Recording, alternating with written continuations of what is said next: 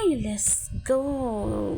Tayo mag-exercise tuwing umaga nang tayo mabawasan ng taba kahit konti.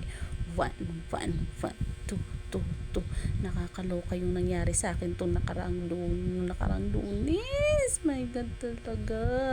Kinabahan ako doon. Nakala ko hindi na ma-open yung Facebook account ko.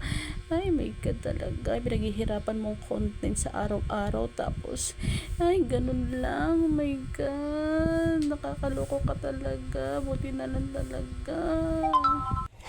Ay, dami-daming gawain, dami-daming iniutos. Ano ba yan?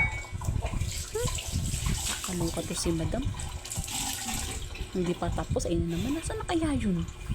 Ay, pagod. Ay, yun pala si madam nag-exercise. Piling naman may ipapayat pa. Lakas naman kumain. Kung kumain, nakala mo walang bukas. Tapos mag-exercise. Pataw.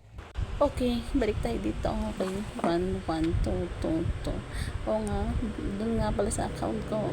Buti na lang talaga naniwala si Meta sa akin na hindi totoo ang paratang sa akin ng bruhang yun.